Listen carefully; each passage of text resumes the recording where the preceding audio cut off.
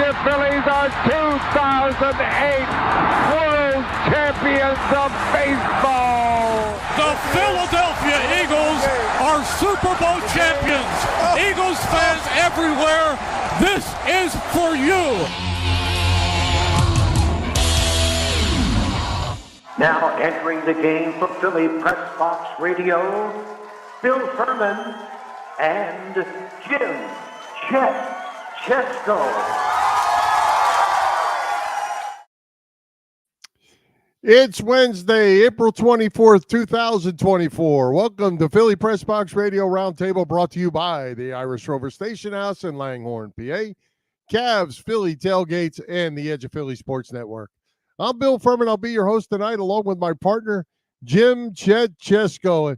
Chet, the Sixers have dug a huge hole, falling behind the Knicks 2-0. Certainly plenty to talk about with those two games. The Phillies have been on fire until last night, winning 7 in a row. Flyers are kind of quiet for now, but the Eagles and the NFL take center stage tomorrow night with round 1 of the draft. Who will the Eagles pick? As always, there's plenty to talk about in Philly sports. Yeah, I got to tell you, Bill, that Sixers loss Monday night is still eating at me, man. Blowing a 5-point lead with, a half minute left, just unacceptable. We will get to that later, I know. The Phillies had that great streak and gained nothing on the Braves. This happened last year, too. The Braves also red hot. And yes, we will be speaking here on Draft Night Eve with a guy who's been around for a lot of these events, many, many years. Yeah, we have a great guest tonight, making a return visit to Philly Pressbox Radio. Talk NFL draft, and one of our very longest times guests as we get ready for our 10th anniversary, Mark Eckel is going to be joining us. Yeah, we've pulled him out of his Myrtle Beach chair and propped him up once again. Talk a little football with us. That's right. So, hey, there's nothing like talking football in April, so let's get to it. Let's welcome Mark Eckel back to Philly Pressbox Radio. Mark, welcome. How you guys doing? Fantastic. Hey, Mark. I was going to ask today. I was thinking about it during the day. How long you got? It is. I thought it was about 10 years. So you're already getting close to your 10th anniversary. April 30th, 2014. Next so week. We will be celebrating our 10th anniversary next year. How about that? I was thinking about it because I've been gone 7 years. Yeah. Really? I know, right? Wow. And I know, like, you guys started a few years before I left. So, 10 years. Wow. That's great. So, yeah, we will celebrate next year, May 1st, one day late. And this is your 20th visit over the 10 years. You're still 4th overall, behind Brandon. The fact I haven't been around in 7 years, that's pretty good. Right. If you hadn't moved, you'd be higher. That's for sure. Exactly. I think that might be. I'd join you somewhere when you're at the Irish Rover. Exactly. I lived 2 minutes away from the Irish Rover. So. Brandon Lee Gouton of Bleeding Green Nation has been on 24 times. Ray Didinger, your pal, 22 times. D. Lynham, 21. And now this is your 20th. So That's pretty good company. Hey, real good company.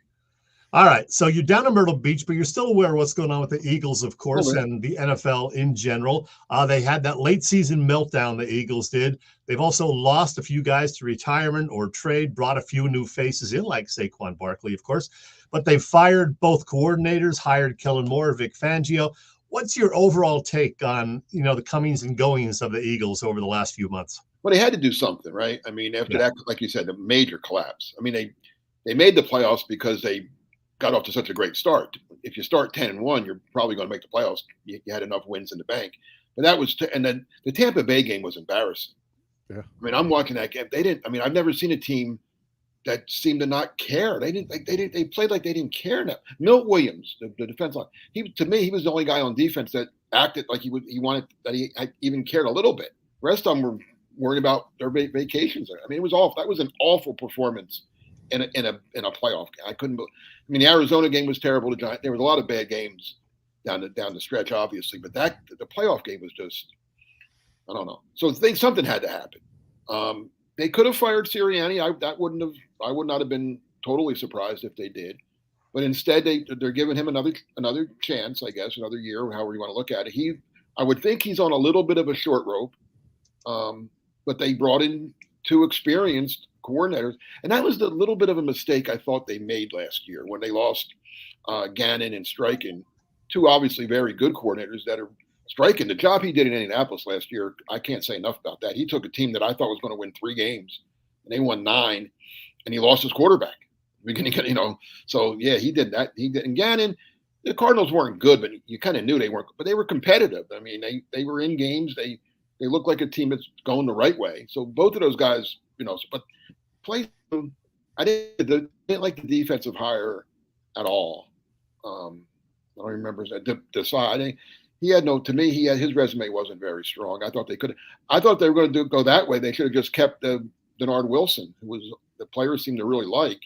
Mm-hmm. And then offensively, they do keep the guy in house, but he's Jalen Hurts' best friend. That's not going to work. You don't want. I mean, I didn't like. I'll be honest. I didn't like either of those hires. So now they have Vic Fangio, who's been around forever. Kellen Moore, who has a good resume. My only concern, and you guys are up there, you know more than I do. These Vic Fangio. Like Eagle fans love the old Buddy Ryan defense. That's why they still like Buddy Ryan. They want blitzing and they want aggressive and they want to knock you out and they want to do stuff.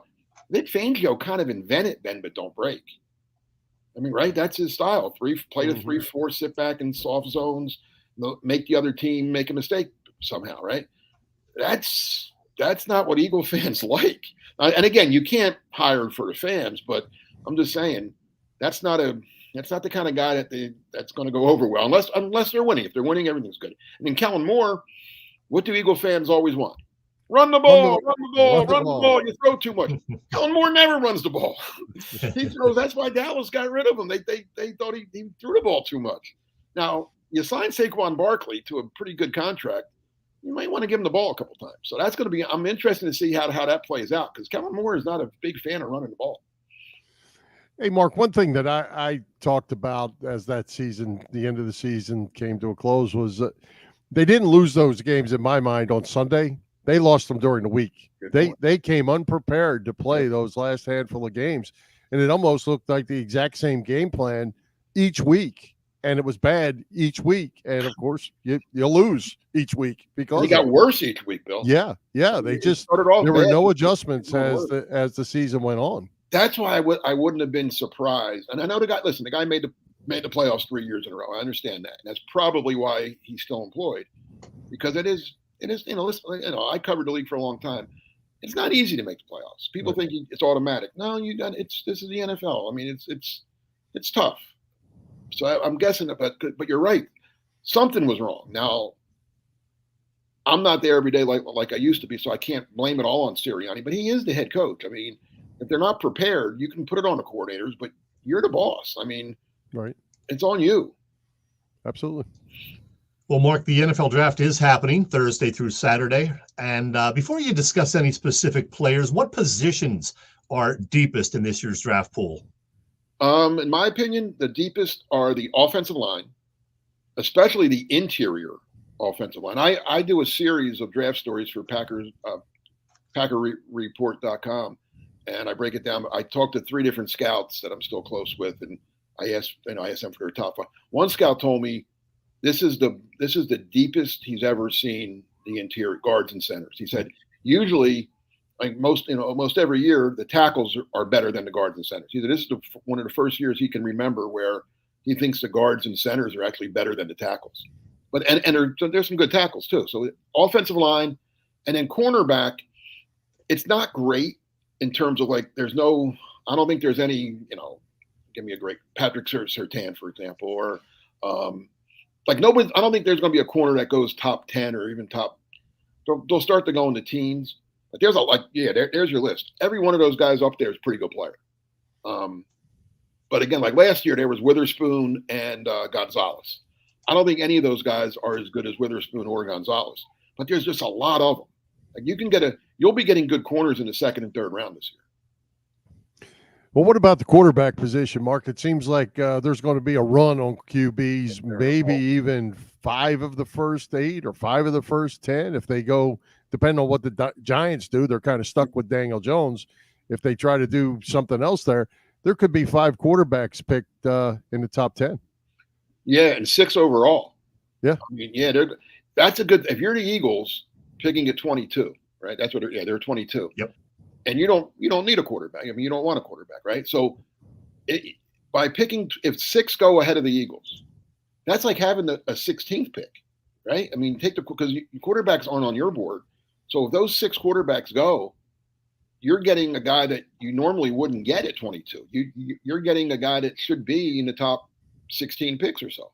So that helps the teams picking, in the 20s that don't need a quarterback, the Eagles, the Packers, the Cowboys, whoever. That's good. I mean, they keep taking those quarterbacks, right? Keep taking them. Get them, because we weren't taking them, but we'll get a better player than we normally would, especially defense. I think quarterbacks are going to go early, obviously. I think some wide receivers, at least 3, are going to go off the board pretty early. Yep. And some offensive linemen. So if you're looking for defense, you're going to get a good defense. You're going to get if you're in from 20 to 32, and you want a defensive player, you're going to get one that you probably shouldn't have gotten in most other years. We're hearing a lot of buzz that Howie Roseman, who loves to do draft night trades, will consider strongly moving up. I'm not sure why, but it could be for a cornerback. There is that thought, although we know they don't very often take cornerbacks in the first round. It could be for an offensive lineman. I don't think they would go for a position player, but do you think they will trade up? With Howie, you never know, because like you said, he could trade back. I mean, he likes to make moves. I'll give him that. He likes to make moves on draft day. Now, I don't know what he's going to do. I wouldn't trade up if I were the Eagles. I look at this roster and I'm looking at it from afar. They need some bodies. Like they're top heavy, the Eagles. They have a very good running back now in Saquon Barkley. They have 2 outstanding wide receivers in Smith and Brown. They still have Lane Johnson, and they have the other kid, Jordan Mailata. So they have 2 good tackles. But then I look like they're very. After those 2 tackles, they're kind of thin on the offensive line, right? They could probably use some backups on, a wide receiver or a tight end. I mean, I like the starters, but they need some, you need depth too. And on defense, they need everything.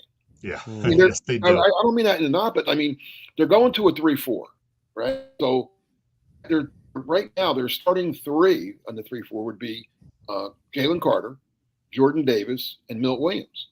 Now, Milt Williams played well at times last year, but he was kind of a rotation guy. Can he be a full-time guy? I don't know. Nobody knows until he does it. Jordan Davis has shown that he can't play a whole game. He plays about 20 snaps a game, right?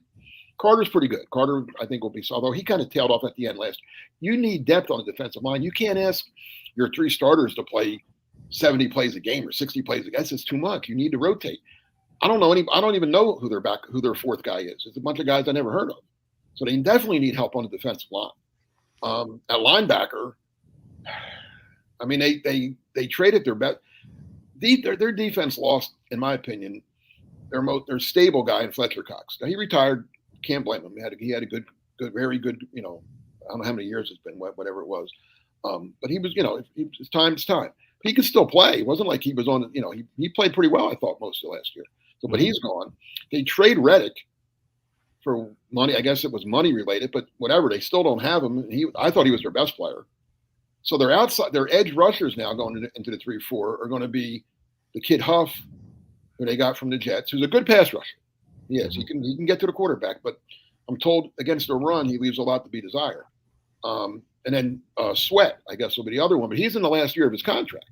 Right. And the Eagles usually and 85-year-old Brandon Graham also. I love Brandon, but to be honest, I thought he'd retire before Fletcher Cox. Yeah, but he's still there. But so they need help, an outside linebacker. They need help on the defensive line.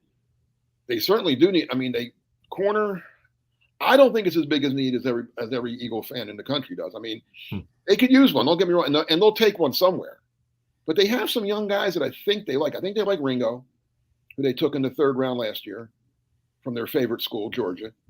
Mm-hmm. And they got the kid that was suspended for a year for Isaiah Rodgers. Now he got reinstated, correct? Yep. I just saw that today. He got reinstated. So they're not as shallow at corner. And they still have the starters are Slay and Bradbury. And they got Maddox. He's back, right? So they're not as – I mean, you could say what you want about Bradbury. He had a bad year. Slay's getting older. So they could use some reinforcements, but they're not nearly as thin there as they are up front and an outside linebacker. So, yeah, they do need bodies. So I'm not giving up. For them to move up from 22 to get, if they want it, Terry and Arnold, say the corner from Alabama, who's probably the top corner in the draft. They're going to have to get to like 12 or 13. That's going to cost them a first and a second. I don't know if I want to give up that much to get a guy that's good, but not that much better than the guy you could get later. Like I said, corner's pretty deep. So I'm not trading up for, if I'm the Eagles, the only guy I would trade up for is the kid Murphy from Texas, the big defensive line. I think he's going to be a star. But I don't know. Again, how far do you have to go to get him? I'm not sure. He could go, 11 or 10 or somewhere like that. And he wouldn't go 10. That's the Jets. But he's going to go. He could go as high as 8 to Atlanta. So again, I know how he likes to make moves. He really does. Now he might make a subtle move. I could, maybe go from 22 to 19 if like somebody he likes starts to fall a little bit. I don't see a major move. They don't have a third round. They have 2 2s, but they don't have a third. They have a bunch of 5s, but I don't know what's left in the 5th round. But I would be against them trading up. Hey, Mark, Ryan actually made this comment, and it was kind of where I was going to go. Pass coverage, pass defense. Eagles can't rely on a pass rush. They're going to a 3-4, as you mentioned. Do they have the linebackers to play a 3-4? Not necessarily on the edges, but in the middle. Do they have tough enough guys that can stop the run up there and be the guys we need? I don't think so. Listen, they took Nakobe Dean a couple years ago, and everybody, including our good friend Ray Didinger, said, "Oh my God, it's a steal of the draft."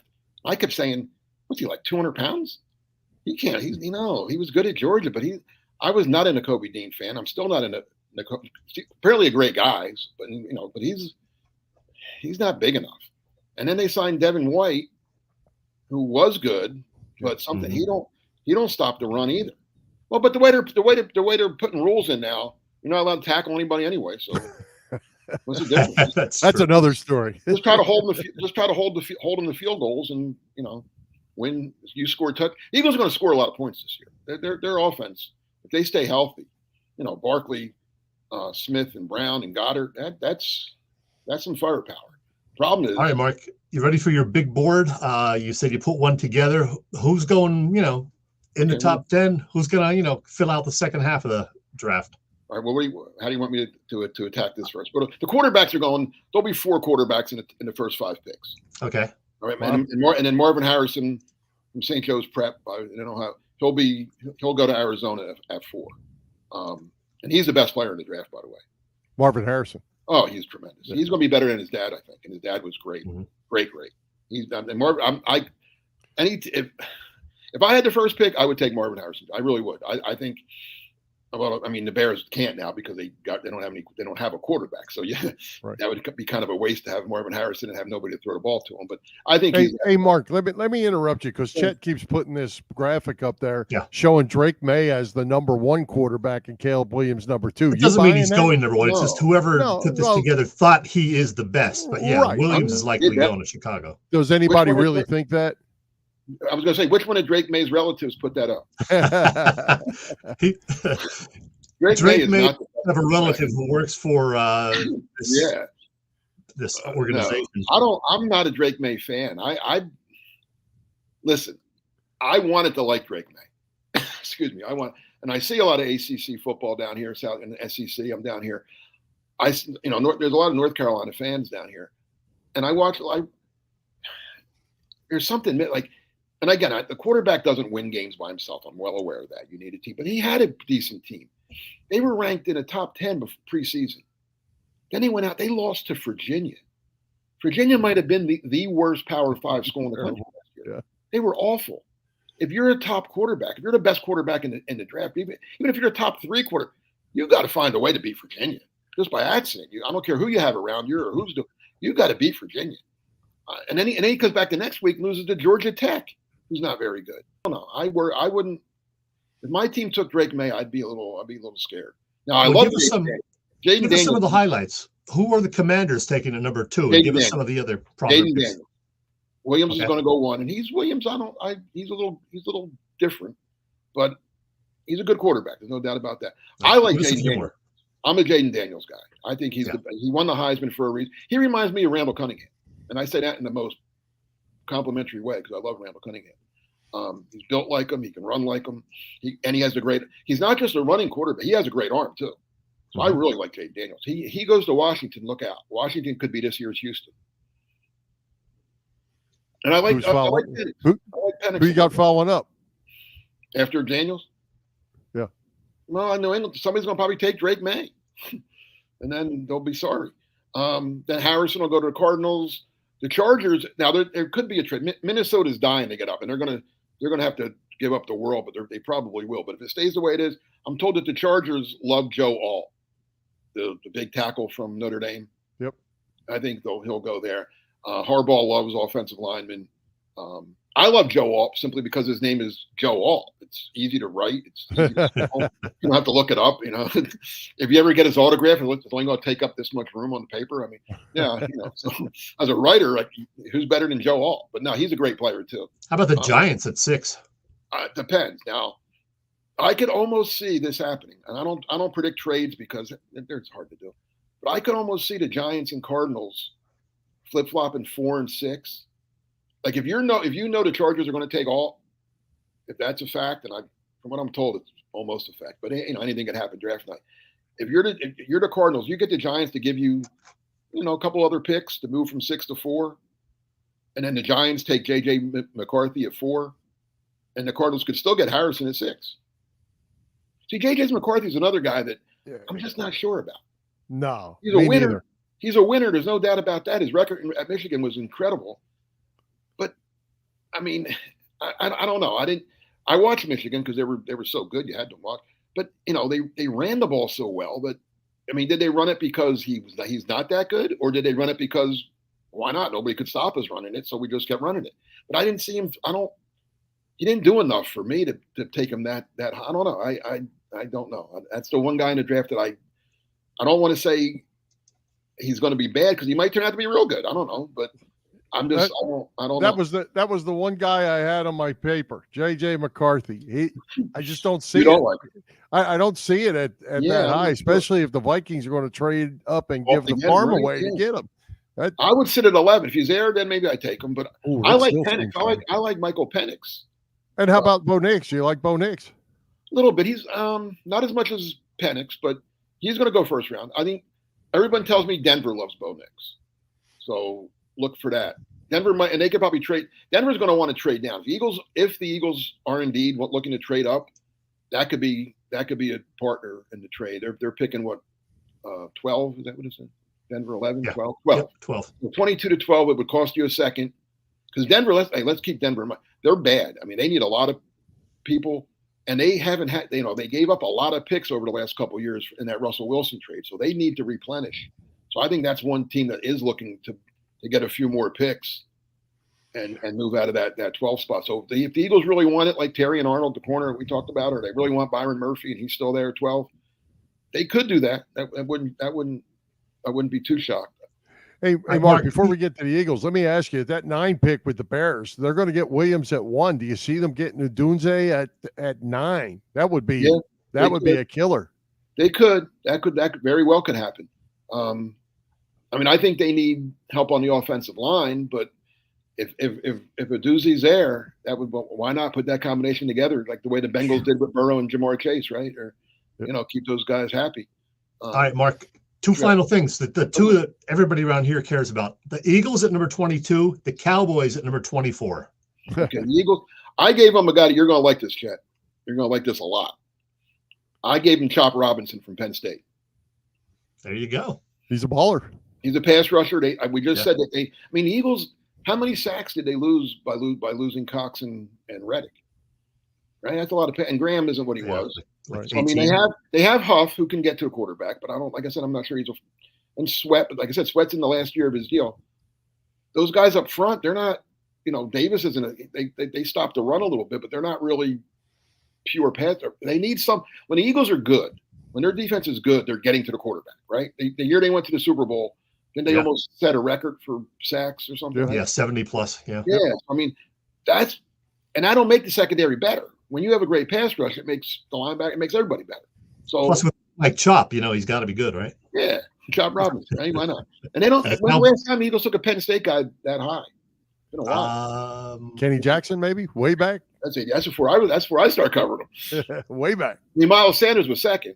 He was second round. Yeah. Second round. First round. I don't think they've taken the Penn State guy in the first round. All right, Cowboys at 24. Cowboys at 24. I gave them the big tackle from Georgia, Amarius Mims.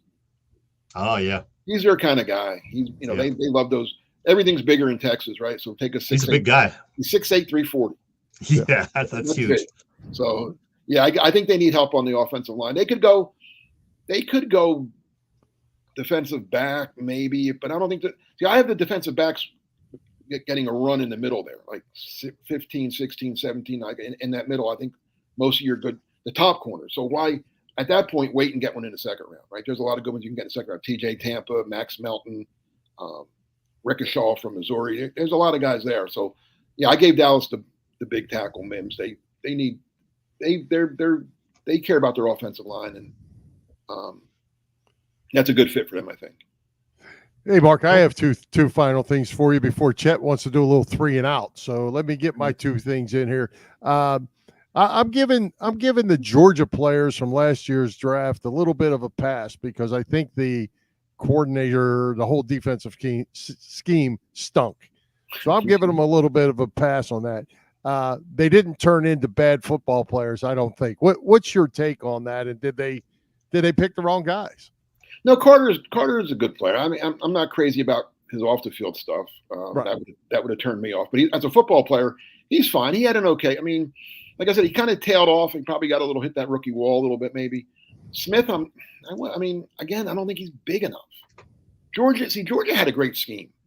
They really did, and they had to, and they all looked good because they played great together. The kid that Green Bay has, Quay Walker and Devontae Wyatt, and the guy that went real early to Jacksonville, Walker. I forget, is it Walker? Wasn't it Tyrone something Walker? Anyway, it was a great. And Kirby Smart's a great coach too. So they did the right. I mean, Georgia's great. They have a great program. They've been great.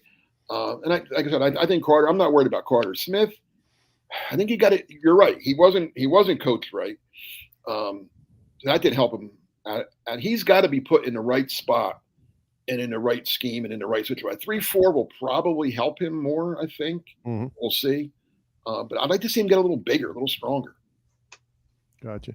My final thing for you, Mark, obviously everybody knows you have a long history with that Andy Reid. He won another Super Bowl. He's now number 5 on the all-time list of wins. What do you think about Big Red these days and winning football games?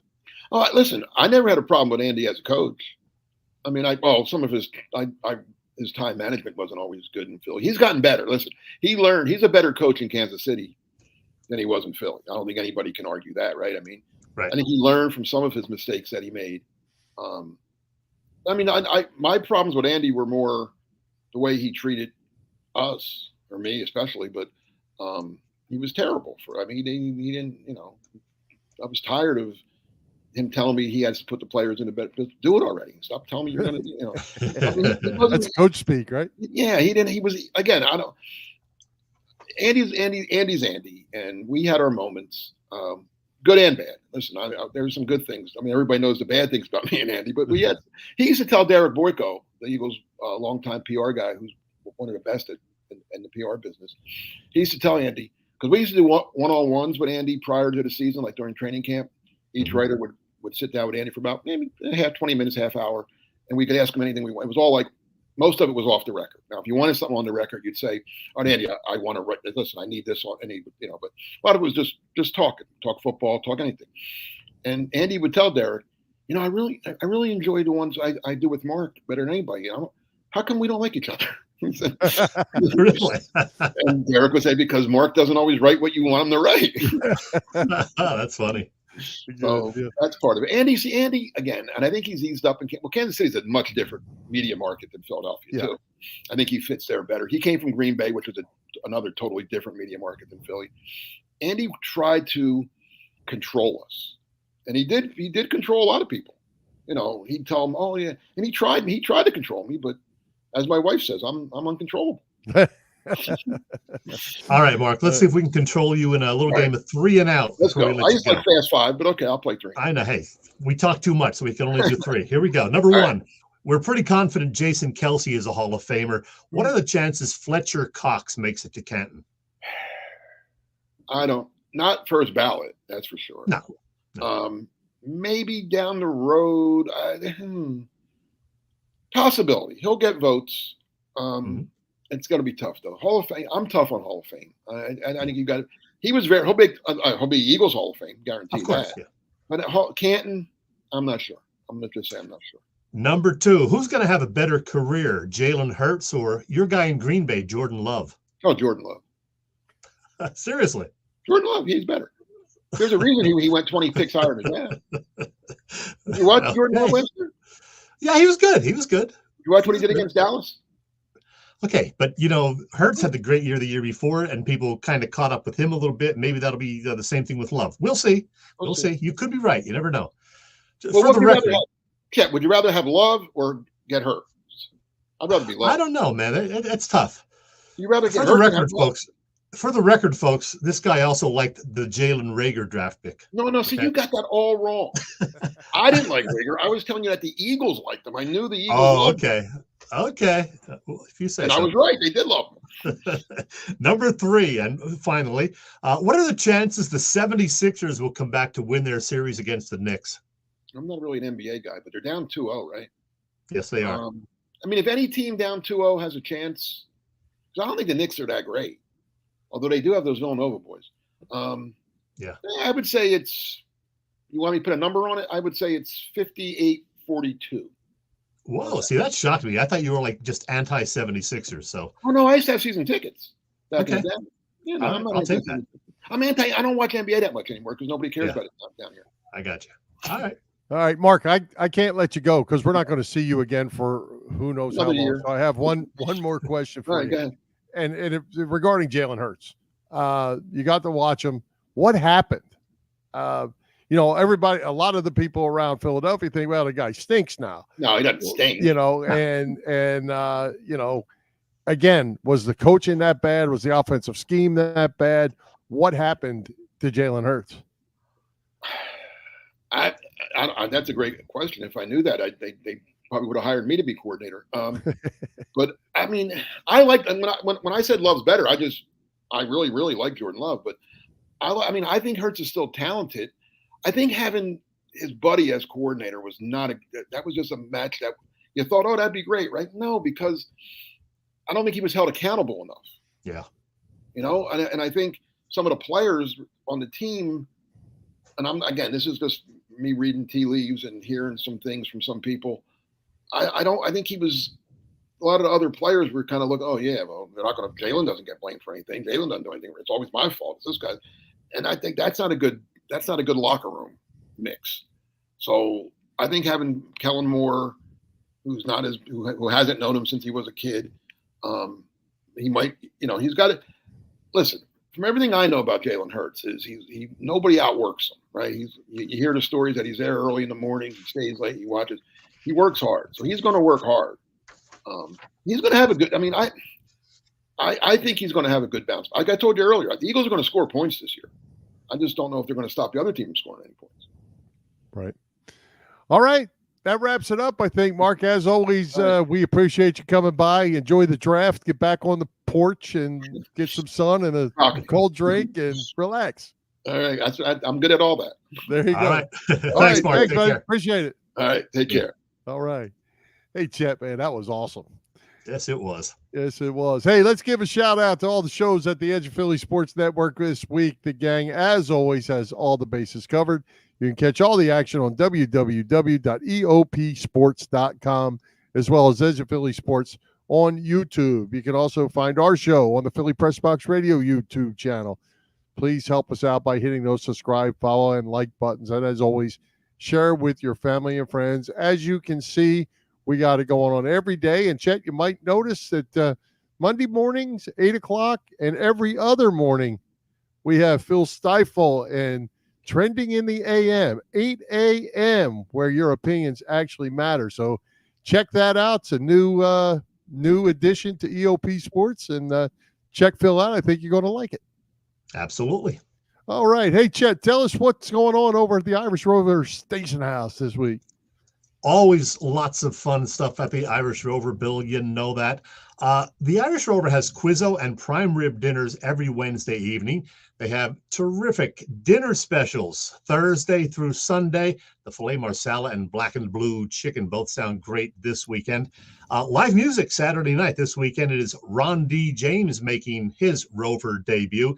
Oh, check out these specials tomorrow.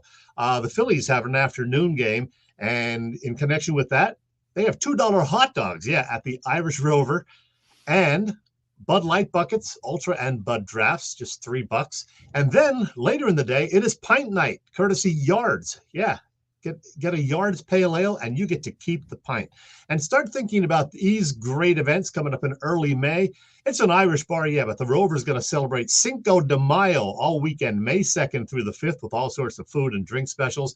And then May 12th is Mother's Day, always a big day at the Irish Rover, so make your reservations now. The Irish Rover Station House is on Bellevue Avenue in Langhorne. Check the website, irishroverstationhouse.com. And, oh, Bill, check this out. Look who's here.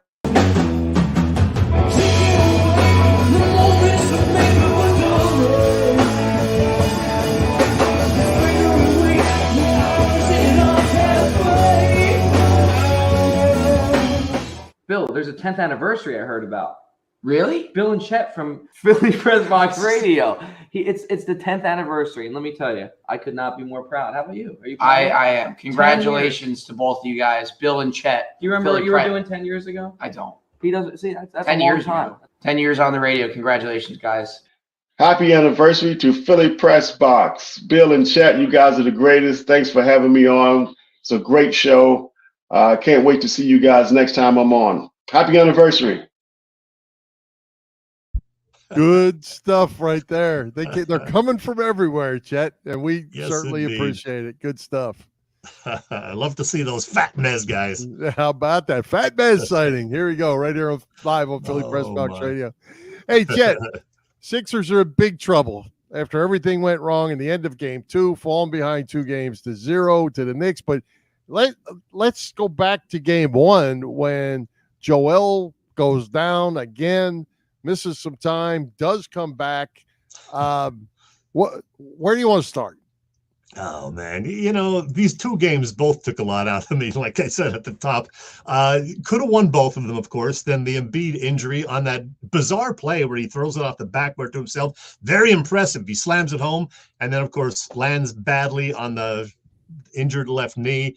I thought he was done for the series, but came back in the second half, and it was a close game. They lost. Second game, he was clearly not 100%, but he played well. He's got something going on with his eye, too. His left eye is like not shutting properly, and he's like only blinking with the right eye. They're not saying anything about that. Again, great game, down to the wire. You blow a 5-point lead in the last half minute. The NBA confirms that there were a couple of calls blown, but I'm not going to blame the refs. They had the chance, the Sixers did, to win that game. But there were some bad plays on their part. Buddy Hield couldn't make a shot. He looks like he's scared to death out there. I don't know. The good thing is they're coming back home, and Embiid said all the right things, even though he kept his head down in the interview post-game the other night. He thinks they're going to win this series. And you know what? He says so, and so does Boop. Boop, our buddy Bob Vitrone Jr. posted this afternoon. He's got these same 3 words going through his brain. Sixers in 6. Boop, I hope you're right. I like the way you think. Well, I something that bothers me, Chet, you know Embiid is going to get his if he's on the court. Maxi's going to get his. But, while Embiid was out, one of the guys that kind of stepped up was Oubre. And in both games, if I'm correct, I believe I am on this, he took 7 shots in game 1 and 7 shots in game 2. Now, that's a guy that's been playing good ball for you. They disappear. Tobias Harris disappears. Lowry disappears. So you've got 2 guys out there running the court. That's where the ball's going. That is not a good recipe for winning. And they have a short bench on top of it. Yeah, Oubre and Harris definitely did not play up to snuff. Kyle Lowry, though, I thought played pretty well. And, he probably should have called a timeout in that final or next to last possession under the basket when the coach was screaming for one. So that was a mistake on his part. But Lowry's been okay for a 38-year-old guy playing 38 minutes or whatever. I'm going to give him a pass. But coming back, my point on that is more that I believe he only took 12 shots. Yeah. I thought he played a pretty good floor game as well, but he only took 12 shots. So you need contribution. Yeah, and Kelly Oubre has got to get to the basket more often as well because, coming down the stretch late in the season, he was playing pretty well and getting them a lot of points. He had a couple of 20-point games, and he looked very aggressive. He's not as aggressive here in the postseason. And you've said this all year that you'd like to see more balance beyond the two big guys. The Knicks have that. They have like 5 guys in double figures. The Sixers had barely 3. I think Harris had 10 points the other night. So, yeah, would love to see more guys contributing. But I think the Sixers are definitely going to win game 3. And then you got to, take it one game at a time and get it back to 2-2. And then anything can happen. So I'm not writing them off yet. Of course, I'm counting on Embiid to stay healthy, which is always a question mark. Yeah, well, and I think we certainly want them to win, but I think they're going to have to play better. They're just going to have to be better. And it can't be 2 guys. Everybody's got to chip in if they're going to even win game 3. You can't get 40 from Embiid and 35 from Maxey and expect to win. They've got to have more. Yeah, I love Maxey. I mean, yeah, he had that little mistake at the end also. Of course, the refs missed the call there too. But Maxey does not look scared at all. We know that. He was named the comeback player of the year or most improved player of the year. So congrats to him on that. I'm not writing the series off yet for sure. I don't, as Mark said, I don't think the Knicks are an amazing team. They are definitely beatable. A lot of the odds makers had the Sixers favored to win this series going into it. So I think there's going to be a lot of basketball beyond this Sunday still. So we got Thursday, game 3, and then Sunday afternoon, game 4. And I'm looking for at least a couple of more games after that. Well, we will see because I think they're going to have their hands full. They're going to just have to play better, and we'll see. Easy. Yeah. All right. More to come. More to come. Thing. I will ask you this because we don't like to complain about the referees here or the umpires too much on Philly Press Box Radio, but what did you make of the whole game from the referees? Not just last minute or last 30 seconds. Yeah, they missed a lot. And you got to be consistent too. If you're going to call something one way, consistently bad. Yeah, they were pretty bad. Yeah. I mean, was it your take as well that they just didn't referee a very good game from the start? Yeah, but I'm used to that. And in their defense, calling an NBA game is really, really difficult because there's pushing and shoving going on the whole time. So it's tough. I think it and football are the 2 toughest sports to referee. Baseball, Angel Hernandez makes it look difficult, but that's easier. Yeah, apparently calling balls and strikes isn't very easy these days either. Get him out of there, will you? That's right. Let's go tailgating, Bill. Let's go. Tell us what's going on with the best tailgaters in Philadelphia, Bob Cavanaugh and the gang at Cavs Philly Tailgates. Yeah, Bob Cavanaugh and his Philly Tailgates has been cooking up terrific catering business for more than 30 years. Cav for his tailgate parties. He is a 3-time winner of Philly Tailgates, Jack Daniels Great American Tailgate Party Contest, and a past winner of the Philly Daily News Tailgate Award. Cavs also does corporate events and parties, you name it. Check the website, phillytailgates.com. And if you have any questions, you can email them at cavscatering@verizon.net. Cavs Philly Tailgates is the way to go. Cav works with the guys at Philly Sports Trips as well. Vince and company, they are the folks to use for all Eagles road games and more. Check out the schedule they have coming up, man. Numerous Phillies trips this summer: Boston, Baltimore, Chicago, Pittsburgh, London, of course, in early June. Plus, they have a trip to the Kentucky Derby in Louisville, which actually starts in Nashville. That is in early May. Yeah, you go to Nashville, then you take the 3-hour bus trip to Kentucky for the Derby. That is going to be a great time. And of course, they're going to Brazil for the Eagles-Packers season opener. That is a week-long trip. And by the way, Bill, just announced from the guys at Philly Sports Trips, they are doing an October trip to Los Angeles to see Penn State battle USC in their first ever meeting as Big Ten opponents. So that's going to be fun. Check out the trips. and all the other stuff at phillysportstrips.com. That's interesting because that is circled on my calendar. I don't have tickets for that and don't have plans yet, but I've always wanted to go see a game at the Coliseum. And I've been to the Coliseum on the outside. And now you can see Penn State play USC there every 2 years. I always thought it would be like a USC, UCLA, or USC Notre Dame, maybe. Now Penn State's in the Big, or USC's in the Big Ten. Yep. I'm kind of liking that thought. I have to see how that one goes. Second or third weekend in October, it's happening. Yes, it is. Yes, it is. Well, hey, Chet, Phillies won 7 in a row before last night. They're ahead, thanks to Robert Moser. They're ahead 2-1 tonight. They're beating the teams they should beat, and the starting pitching has just been fantastic throughout the rotation so far. You know, I was looking at the stats today, the pitching. The Phillies have a team ERA of 3.33, which is first in the National League, 7th overall. There are 6 American League teams with better ERA, believe it or not. WHIP, walks and hits per innings pitched, 1.15. That is first in the National League, 4th overall. And batting average against Phillies pitching, 216. That is first in the National League. And second, I can't remember writing, second or third overall, second, in Major League Baseball. So the pitching has been great outside of last night when it was really more defensive miscues. They had 3 errors. On that recent homestand when they went, 8-2, they were just so darn good in terms of fundamentals and, defensively. And then they won the first game in Cincinnati with another great outing.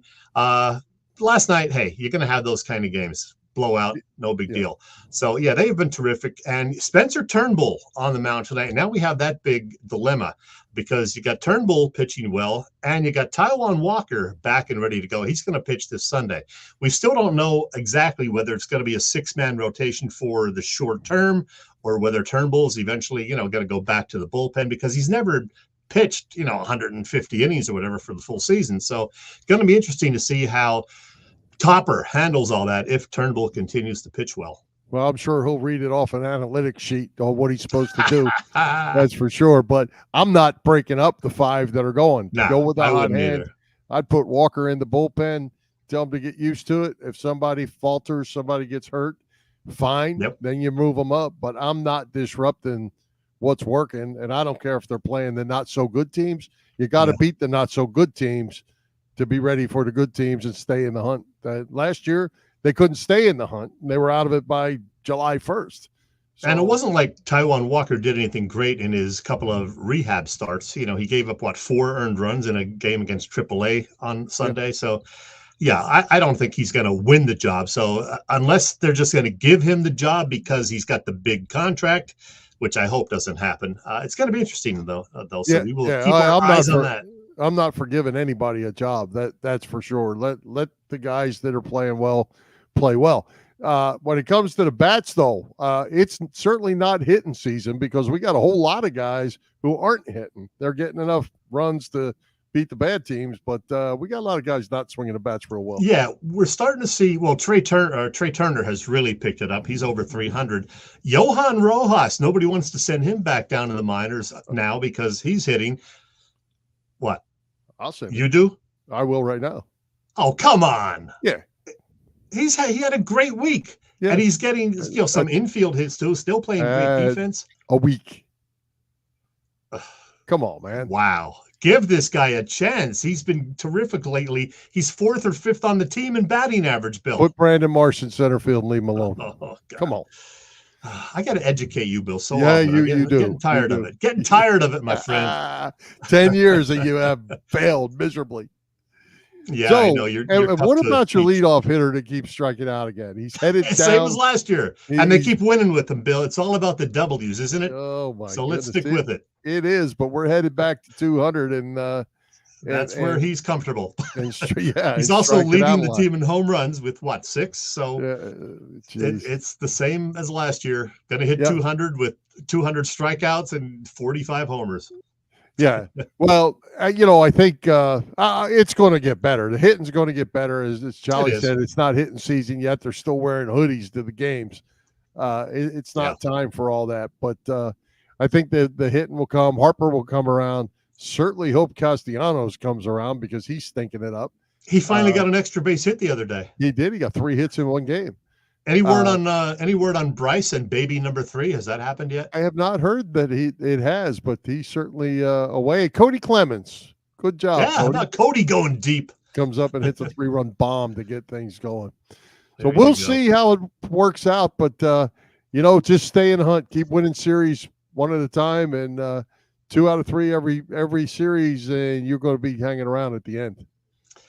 We're going to talk more baseball in the weeks ahead, but we got a good show coming up next week, Bill. It's a special one. Well, tell us who's coming to Philly Press Box Radio. Can they top Mark Eckel on football tonight?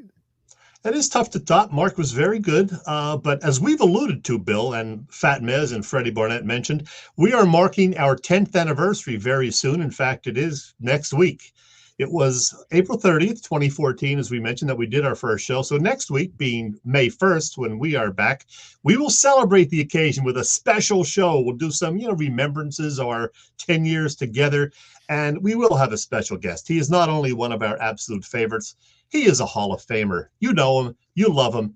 It is Ray Didinger, the Hall of Fame journalist, and a wonderful human being to boot, who said he would be happy to join us on our 10th anniversary show. I think we had him on our 4th anniversary and our 5th anniversary shows, too. The return of Ray Didinger to Philly Pressbox Radio. We will review the Birds draft with Ray Diddy and have a little fun, too. So mark your calendars for this one, folks. Next Wednesday, May 1st, Ray Diddy and us. We're going to celebrate, and we're going to formally kick off year 11, Bill. Fantastic. Always great to have Ray. And the thing about Ray is, he's a football guy, but he can talk anything. He's a sports fan. We can go anywhere we want with him, and let's keep him the whole hour, Chet. Let's just keep him. He's a treasure. We could have kept Mark for an hour tonight, I think, and talk draft. Oh, yeah. Well, I didn't even get to ask him half the questions I had in my mind. I wanted to ask him about Jeremiah Trotter Jr., for example. Where's he going to go? Is he going to fall to the second round? Probably a second-round pick. Is any chance the Eagles taking him? I don't know. Who knows? The thing I missed asking him is the Eagles-Packers in Brazil. I know. That was on our list, too. Yeah, certainly one that we missed asking Mark. Here's what I'm thinking. Since Mark, has a lot of free time, I think we get him back on in August ahead of the Eagles-Packers season opener. There you go. Good idea. Yep. All right. Well, hey, you talked about a little celebration coming up next Wednesday. As Whitey would say, Chet, it's hard to believe. It is 10 but years. I'll say hard to believe, Chet. Yeah, we're gonna go back in time, and next week we will discuss how it all began, and maybe some of our favorite guests, some of our least favorite guests. I don't know. I don't think I have any least favorite guests. No, we've done pretty well. I can't think of anybody that we've had in 10 years that after we were done the show, I said to myself, I wish we didn't have that person. There were maybe 1 or 2, but I'm not going to mention them out loud. I don't remember them. I don't remember them. I remember having one that we had to wait on because he was walking his dog. I remember that one, but he was good when he got here. Yeah, and we've only got blown off once or twice. So, we've been very fortunate. Everybody's been very cooperative. So we must be doing something right. I guess. What else you got? Well, a few things, Bill. Rest in peace, Roman Gabriel. How could we? That's exactly where I was going right here, Bill. We lost Roman Gabriel. Great LA Ram. Well, not great, pretty darn good LA Rams quarterback. And then he had a couple of memorable years with the Eagles and the old Fire High gang in the early 70s. Roman Gabriel was pretty darn good quarterback, and he passed away last week at the age of 89, was it, or 83? 83. 83. Okay. Roman Gabriel. Yeah, he was 83. You're right. We also lost this guy, Joe Pellegrino. Joe Pellegrino, worked in the media. He was there when Action News began in the early 70s at Channel 6 with Larry Kane preceding Jim Gardner. And then he went on and also worked at Channel 10 in Philly.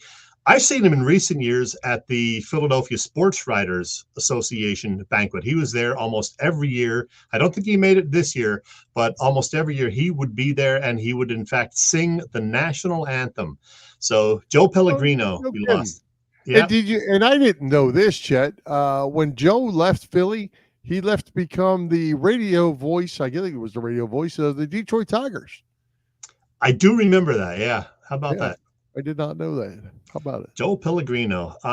Another thing, Bill, I want to say best wishes to David Jones of Penn Live and the Harrisburg Patriot News. He is officially retiring as of this Friday. So he's been a guest on our show 4 or 5 times, covering Penn State basketball and football, writing columns for the Patriot News and Penn Live, and just a great all-around guy. So we want to say best wishes to Dave. Enjoy your retirement. You're still relatively young, so hey, have some fun. Hey, one thing I wanted to say about Roman Gabriel that I thought was really interesting, Chet, in that 73 season with the high five and all that, and he won Comeback Player of the Year. But that was all pre-Dick Vermeil. And did you know that in the 5 years that Gabriel was with the Eagles? Was it 5? 5 years. He won. Wow, I thought it was 3. 12 games. He only won 12 games. He was 5-8-1, 4-7, 2-7, 1-3, and played in 13 games his last year and didn't start any of them through 3 passes. Oh, wow. But, yeah, I didn't remember all the specifics. People our age think very highly of Roman Gabriel as a player. I don't think anybody would have thought that he only won 12 games here. And right after that, Dick Vermeil comes to town. And for anybody under the age that was born after 1970 or so, who's never suffered through losing Eagles football in the long haul, it was right after Roman Gabriel, and right then Dick Vermeil became the Eagles head coach. Yeah, the early 70s were not a lot of fun for Eagles fans. Nope. How about that? Hey, speaking of things that were fun, though, last week, Bill, I was at the Darren Dalton Foundation, and their spring dinger, and Ricky Batalico was there. Ruben Amaro Jr., our pal Steve Jeltz, Jack Fritz from WIP, had a great time hanging out with him, and Kevin Stalker had a lot of fun talking to him as well. And the important thing is they raised over $10,000 courtesy this event for the Darren Dalton Foundation. So it was a lot of fun, great turnout, great buffet, and of course beer. So it was a good time over in Trevose. Congratulations to everybody involved with the Darren Dalton Foundation. They did a great job. Was that a sold out event? I don't know if it was like an open door, right? Because it was just at a pub, right? I mean, it was at it was called a 1625 at the Ridges or something like that. I always screw up the name. So I think it's like a hall, like a banquet hall kind of thing, but they have a couple of bars in there. But it was $100 a head, but that got you, time with all these former Phillies. It got you a buffet and open bar. So well worth it. Yeah. So if you got $50 worth of stuff and you gave $50 to the cause, you had a good night. Absolutely. Yeah, it was a good time. All right. Anything else before we wrap it up? That is about it. I want to say, go Sixers, go Phillies. Let's win another one. I got nothing else. All right. Let's wrap it up. Thank tonight's special guest, Mark Eckel. Our sponsors, the Irish Rover Station House, Cavs, Philly Tailgates, and PPCC 118 Raz Room. For Jim Chet Chesko, this is Bill Furman. We hope you enjoyed the show. We'll join Philly Press Box Radio next Wednesday, May the 1st at 7 p.m. for our 10th anniversary show. We're looking forward to it. You can see us live on Facebook, on our Philly Press Box Radio YouTube channel, and listen to Apple Podcasts, iHeartRadio, and all the others. High hopes, Philadelphia sports fans. And Chet, how about a let's go Sixers? Let's go Sixers. But you know what? I have this queued up because it's draft week. Let's do the song. Come on.